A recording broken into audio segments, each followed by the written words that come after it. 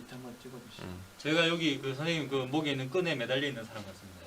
아 이렇게. 막 이렇게 뭐야 인형 이거 뭐라 그러지 무슨 인형이라고 마리오네트. 마리오네트 맞나? 맞아요 마리오네트 맞아. 자 오늘 생명과학 시간에는 요거 아주 흥미로운 주제입니다. 백신의 작용 원리에 대해서 배우도록 하겠습니다. 지금 상당히 그렇죠.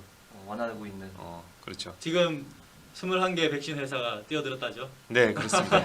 21개 지금 세계 연구소와 회사들이 지금 코로나19 백신을 개발하기 위해서 열심히 근데 노력하고 생각보다 있습니다. 이게 적은 걸 보면 네. 이게 진입장벽이 높은 분야인가 봐요. 예, 아마 인력은 뭐 그 정도 되겠죠. 근데 이게 아무래도 대자본이 필요하고 특히 이게 임상 시험이라는 게 몇만 명을 대상으로 해야 되거든요. 아, 진짜 커요. 그러다 보니까 이게 그 돈이 좀 꽤 있어야 자본이 꽤 들어가야 돼요. 그러니까 뭐 개인이나 작은 회사들 규모에서는 할 수 있는 게 아닌 것 같아요. 어쨌든 뒤에 제가 많이들 궁금해하실 줄 알고 뒤에 코로나19에 대해서도 백신에 대해서 해놨습니다. 그때 얘기를 하시고 기대돼. 일단 작용 원리에 대해서 한번 보도록 하시죠. 네. 자 일단 백신을 얘기할 때는 이 사람을 빼놓을 수가 없어요. 예, 에드워드 제너라는 제너. 분입니다. 영국의 의사였고요. 굉장히 옛날이죠. 자 이분이 소의 천연두를 이용해서 그래서 소의 천연두를 그 전부터 이 소젖 짜는 사람들은 천연두에 안 걸린다 이런 말이 있었어요. 그걸 알고 있었어요 사람들이. 그 천연두가 굉장히 그 옛날에 사망률도 높고 그렇죠. 굉장히 이제 심한 병이었잖아요. 네. 그래서 근데 소젖 짜는 사람들은 천연두 안 걸린다 이런 말을 듣고 이제 그게 그 소의 천연두 우두라고 하는 소의 천연두에 이제 걸리면은 굉장히 별로 앓지 않고 쉽게 낫는 거예요. 원래는 소에 걸리는 거니까. 예, 소에 걸리는 건데 증상이 나타나는데 매우 약하게 나타나고 금방 낫는 거예요. 그래서 소의 천연두를 일부러 걸리면은 병에 안 걸리지 않을까 이런 생각을 한 거죠. 그래서 소 천연두의 소의 고름을 갖다가 사람한테 접종을 해본 거죠 실제로. 그랬더니 진짜 병에 안 걸린 천연두가 안 걸린 거예요. 그 고르면은 우두의 바이러스가 그렇죠, 바이러스가 남아 있는 있는 거죠. 건데 예. 그걸 사람한테 넣어서. 네, 사람한테 해서 그게 그 어떤 뭐 항체나 뭐 그런 거로서는 거의 비슷하게 작용한다 보네요. 그렇죠. 항원으로 작용을 한 거죠. 항원으로. 예. 그런데 이제 어떻게 사람의 천연두랑도 이제 비슷한 게 있는 거죠. 그래갖고 이제 우리가 백신이란 말이 암소라는 뜻이래요. 라틴어인데 암소라는 뜻이요. 거기에서 이제 그런 바카라는 말에서 이제 백신이라는 용어가 나왔다고 합니다. 박스인. 예. 왜냐면 암소의 그 고름을 사람한테 주사해서 시작을 했으니까.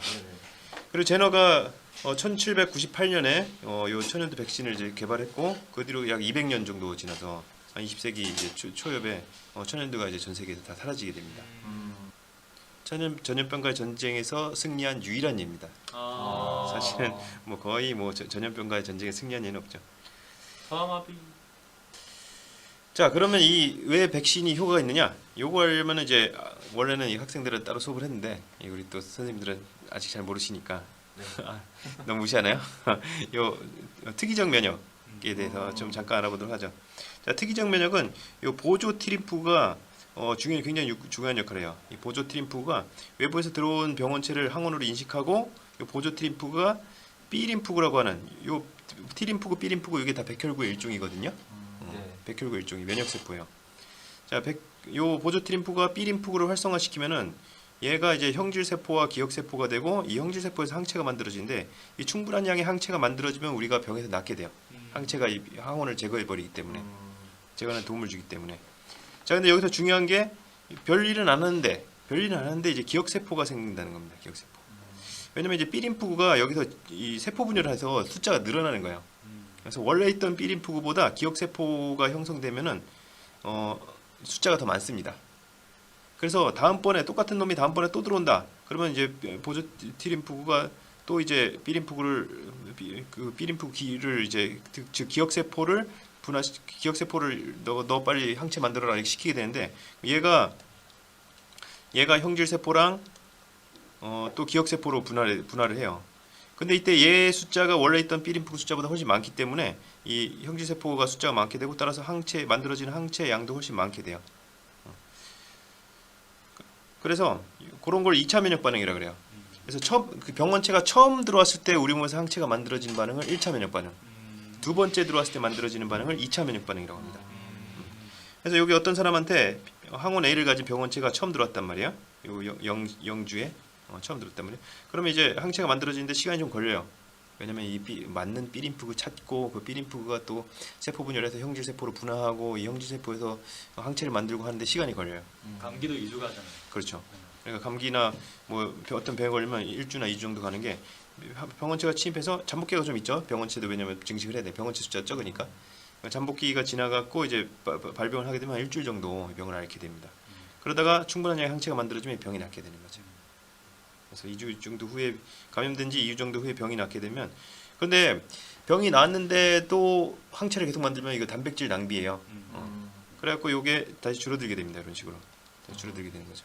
줄어드는 이유가 단백질 낭비니까 형질 세포, 그래서 형질 세포의 수명을 짧게 맞춰놔요. 형질 세포가 수명이 다 돼서 소멸하게 됩니다. 그래서 형질 세포가 줄어드니까 만드는 이제 항체 양도 이렇게 점점 이렇게 줄어들게 되는 거죠. 자, 그러다 똑같은 항원 A를 가진 병원체가 똑같은 놈이 또 나중에 두 번째로 들어왔다. 2차 침입했다. 그럼 이때는 기억세포가 있어요. 이 기억세포가 형질세포로 분화되는데 굉장히 속도가 빠르고 숫자가 많기 때문에 그때는 이제 폭발적으로 확 만드는 겁니다. 이렇게 확. 그러니까 이렇게 금방 들어오자마자 항체를 확 만드니까 병에 걸릴 새가 없는 거죠. 병에 안 걸리는 거죠. 자, 여기 2차 면역 반응인데요. 만약에 항원이 들어왔는데 이때 병에 안 걸린다면, 병에 안 걸리고 기억세포만 만들어져 있다면, 그렇죠. 그러니까 1차 면역 반응하고 2차 면역 반응하고 차이점이 요 시점에는 기억세포가 없고, 기억세포가 형성이 되지 않아서 없고, 이 시점에는 이제 기억세포가 있다는 얘기인데, 기억세포를 병에 걸리지 않고 기억세포를 만들 수 있다면 병에 계속 안 걸릴 수가 있겠죠. 네. 예, 그게 바로 면역 예방 접종 백신의 원리죠. 원리다. 그래서 이 항원을 하는데 병에 걸리면 안 되니까, 병에 걸리면 이제 이 몸에 안 좋으니까, 그렇죠? 네. 이 항원을 독성을 약화시키거나 아니면 독성을 무력화시킨, 비활성화시킨 그런 항원을 이제 주사하는 거예요. 그럼 우두를 접종하는 건 정말 좋은 선택이죠. 그렇죠. 그 천연두에는 우두라는 아주 좋은 대안이 있었던 거죠. 자연적으로 형성된 항원인 거죠. 그럼 적당량을 잘 넣어야지. 그렇죠. 너무 많이 넣으면 이제 그 백신 때문에 병에 걸릴 수도 있겠죠. 네. 뭐 생백신, 사백신 이렇게 있거든요. 생백신은 이제 약화시킨 거고 사백신 아예 죽인 거고 이런 건데, 생백신 같은 경우는 이제 양을 잘 조절하지 않으면 또 문제가 생길 수도. 예. 아예 그냥 창궐할 수도 있는 거예요. 네, 근데 이 3상 시험까지 거치면은 그 양을 이제 알기 때문에 그렇게 우려를 할 필요는 없습니다. 임상하는 사람들이 네. 감당을 해야 되는 거네요. 그거를. 네, 그렇죠. 부작용 같은 게 그래서 발견될 수 있는 거죠, 임상 시험 임상 과정에서. 되게 중요하구나. 네. 그래서 그 왜 예방 접종 받고 나면 하루 이틀 약간 뭐 열이나 몸이 안 네. 좋을 수도 있다고 하더라고요. 네, 그런 것들 주의해야 되고, 또 이제 보통 세균에 대한 백신 같은 경우는 계란을 요 배양하는 데 이용하거든요. 그래서 이제 그 달걀 알레르기가 있는 사람은 또 주의해야 되고 그렇다고 그러더라고요. 좀 몸이 안 좋고 좀 면역력이 떨어졌을 때는 예방 접종 받지 말라고. 네, 맞아요. 면역력이 활발할 때 그때 맞아야 되죠. 그래서 미리 한번 맞아놓고, 그래서 기억세포가 생성돼 있으면 우리가 바로 2차 면역 반응이 일어나니까 기억세포를 생성하기 위해서 이 항원만 어떻게 맞는 그런 것이 바로 예방접종 백신이 되겠습니다. 그래서 어린아이를 또 우리 채쌤 같은 경우는 지금 어린아이 키우고 있으니까 예방접종을 자주 맞을 거 아니에요. 맞으러 갈 거 아니에요. 그렇죠?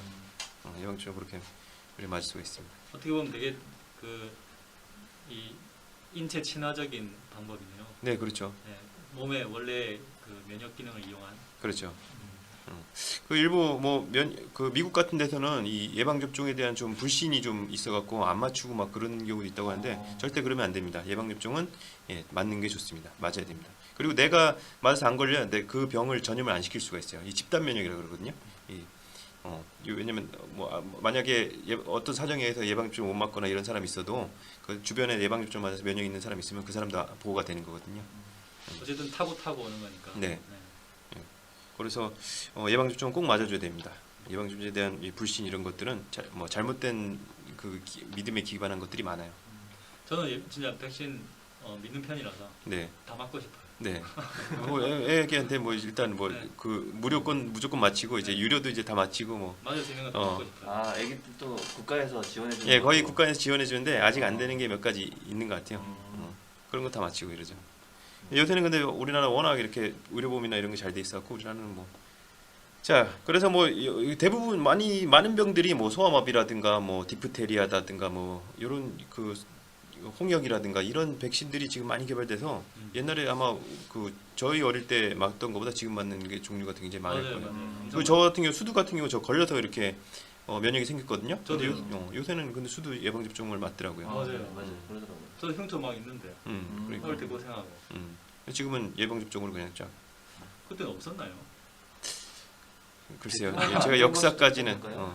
그랬어. 소아마비도 동네에 있긴 했거든요. 그러니까. 아, 예. 근데 그게 전염병이었더라고요. 그러니까 바이러스에 왠지 의해서. 그냥 원래부터 아팠던 그냥 사람 뭐 맞고 이러는데 선천적 자기가 말인가? 있는 것 같다 이랬었는데 음. 전염병이었다니. 참.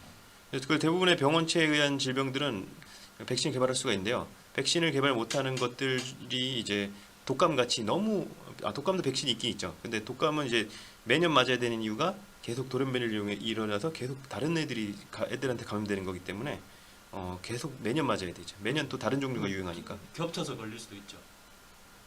두 예, 개. 그렇죠. 여러 가지가 한꺼번에 걸릴 수 있죠. 감기 같은 경우 흔히 그래요. 여러 가지가 같이 걸려요. 감기나 폐렴 두 배, 같은 세배 경우. 아픈 건가요? 그죠.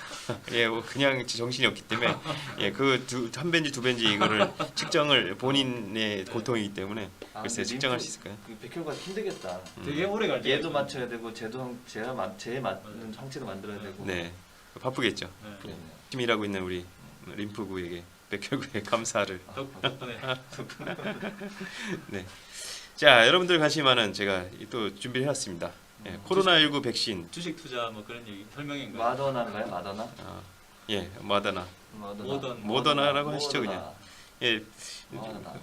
아까도 우리 최 쌤께서 잘 아시지만 21개 정도의 지금 회사, 뭐 중국, 뭐 영국, 뭐 일본, 우리나라, 뭐 미국, 뭐 이렇게 여러 나라에서 지금 백신을 치료제뿐만 아니라 백신까지 개발하고 있는데 백신만 21개 정도 그 지금 개발하고 있대요.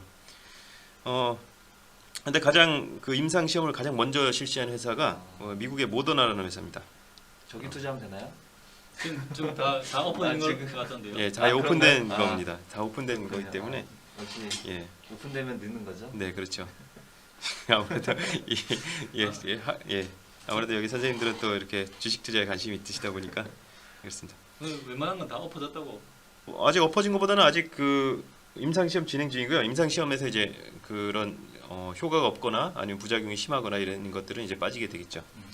자, 요거는 저도 이제 특이한데요. 이게 mRNA 백신이에요. 그래서 요거를 이 코로나 바이러스의 스파이크 단백질을 암호화하는 그 RNA를 준 거예요. 그 바이러스에 그러니까 그 아까 백신 원리는 항원 그 자체를 넣는 걸 보통 말씀드렸는데 요새 나오는 게 DNA 백신이나 RNA 백신이라는 게 요새 새로 개발되고 있어요. 이런 것들은 DNA나 RNA는 그 단백질에 대한 정보를 가지고 있거든요. 그게 우리 몸의 세포 속에서 단백질로 변환하는 거예요. 그러니까 우리 몸의 세포 속에서 이 스파이크 단백질을 만들면은 코로나 바이러스 스파이크 단백질을 만들면은 그거에 대해서 우리 몸에서 항체가 만들어지는 기억 세포가 만들어지는 그런 원리의 백신입니다. 가장 먼저 3월달에 가장 먼저 시작했습니다. 여기가 동물 실험 뛰어넘고요. 동물 실험과 인체 실험을 같이 시작했어요. 자, 그리고 현재 효과가 있어 일상에서 효과가 있어갖고 임상 2상 진행 중이고요. 임상은 3상까지 진행하고 3상에서 정말 대규모로 합니다. 몇 명씩. 그래서 요때 돈이 굉장히 많이 들어가죠. 그리고 요 3상을 통과하면은 상용화 될 수가 있습니다. 와. 그래서 여기는 3월에 시작했는데 3월에서 1년 6개월 정도 예상하고 있었거든요. 그러니까 내년 9월 정도에 이 상용화 될 수 있는 그런 백신이 되겠습니다. 미국에선 가장 빠른 거고요. 자, 그런데 얘가 제일 먼저 임상을 시작했는데 얘를 앞선 새치기 하고 너 비켜하고 앞서 나온 백신이 있어요. K 백신인가요? 아닙니다. 영국입니다. 영국입니다. K 백신이 아니고 E 영국입니다. 백신인가요? 예, 영국입니다. 영국의 옥스포드 대학에 또 아주 권위 있는 방금 전에 얘기했던 최초의 백신을 만들었던 제너 연구소. 예, 제너 연구소입니다. 제너 에드워드 연구소. 제너 연구소입니다. 아직 살아 계신가요? 아까 생물 연도가 다 적혀 있었죠. 1823년에 돌아가셨다고 돼 있습니다. 예, 이번에 업적을 기려서 만든 에드워드 제너 연구소가 백신을 개발한 연구소예요. 옥스퍼드 대학 연구소랑 옥스퍼드 대학 뭐 또 세계 최고의 대학 아니겠습니까? 여기랑 이제 아스트라제네카라고 하는 두 회사가 이제 같이 이렇게 공동 연구를 하고 있고요. 자, 이게 또 재밌는 스토리가 있는데, 요거는 이제 원리가 그 침팬지의 감기를 일으키는, 침팬지의 폐렴을 일으키는 침팬지 아데노바이러스가 있어요. 자, 요게 침팬지니까 아무래도 아까 우두처럼 이게 종이 다르니까 사람한테는 좀 약하게 감염되겠죠. 자, 그래서 이 아데노바이러스의 유전자를 조작해갖고 아데노바이러스에다가 이 코로나 바이러스의 유전자를 얻는 거예요. 그래서 그걸 이제 감염을 시키는 거죠, 일부러. 그러면 이제 사람한테는 별 병을 안 일으키고, 어차피 침팬지를 감염시키는 건데 거기다 유전자 조작까지 했으니까, 그렇죠. 대신 이제 사람한테서 면역을 일으킬 수가 있는 거죠. 기억세포를 만들 수가 있는 거죠. 자, 근데 이게 진짜 재밌는 게, 요걸 원래 이 제너 연구소에서 말라리아 백신을 개발하려고 했대요. 이 방법으로 실패를 한 거예요. 실패하고 하는데 그때 마침 이제 코로나19가 대유행하기 시작한 겁니다. 그래서 이미 만들어져 있던 거에다가 코로나19 바이러스를 얹은 거죠. 한번 해보자 하고 네. 했는데. 예. 근데 3상까지 진행. 예, 근데 이게 굉장히 효과가 있었던 거예요. 어. 특히 이제 유인원한테, 그 침팬지나 보노보한테 이 실험을 했는데 진짜 영구 항체가 생긴 겁니다. 그래갖고 이제 그런 동물 실험이 빨리 끝나서 인체 실험도 지금 빨리 진행된 거예요. 그래서 오히려 3상은 먼저 들어갔어요. 5월달에. 그래서 이게 제일 빠를 걸로 예상이 되고 있습니다. 요게 빠르면 한 올해 말에부터도 이게 상용화가 될 수가 있어요. 근데 저기 어쨌든 이익단체니까. 네, 거기다가 제너 연구소는 중요한 게, 여기 모더나 같은 거는 진짜 회사예요. 그냥 이윤이 목적인데, 얘네 제너 연구소는 비영리단체예요. 대학 연구소예요. 대학 연구소. 거기다가 제너가 또 대단한 게, 아까 제너 또 선생님을 또 얼굴을 좀 보면은, 제너가 또 대단한 게, 이 천연두 백신을 개발해 놓고 자기가 특허를 안 냈어요, 일부러. 영국 왕립학회에서 특허 내라고 막 했는데 특허를 안 냈어요. 그래 누구나 막 쓰라고, 이거는 전염병 되니까. 그냥 공개를. 그 개발하신 분도. 그죠. Who owns the patent on this vaccine? Well, the people, I would say, there is no patent. This is, could you patent the sun? 어쨌든 대단하신 분들이죠. 자기 돈 벌려고 특허를 안 낸 게 아니라 그냥 무료로 풀었어요. 근데도 이제 나중에 부자가 됐다고 합니다. 여러 기부금이 쏟아져 들어가고. 그러긴 하겠다. 예. 어쨌든 뭐 명예와 부와 또 존경을 동시에 받는. 그래서 제너 연구소에서 또 이번에 또 빠르게 성공했으면 좋겠네요. 예. 아주 좋은 소식입니다. 이렇게 이 백신이 되면은 일단은 백신 맞고 면역이 생기면은 코로나19 바이러스에 그렇게 두려움 없이 우리가 돌아다닐 수 있고, 특히 뭐 의료진 같은 경우 엄청 꽁꽁 싸매고 고생하시잖아요. 그렇죠? 근데 면역이 있으면은 치료하는 데도 훨씬 도움이 되고 그렇습니다. 이 빨리 잘 돼서 우리가 또 이런 온라인 수업도 하고 있는데, 온라인 수업 뭐 계속 이어나가겠지만은 왜냐면 이제 차세대 이제 교육 방식이니까요. 일어나겠지만은 우리가 어쨌든 정상적인 좀 더 이렇게 우리가 편안히 대면할 수 있는 그런 날이 빨리 왔으면 좋겠습니다. 자, 우리 기원하면서 백신의 작용에 대한 수업 마치도록 하겠습니다. 네, 맞습니다. 자.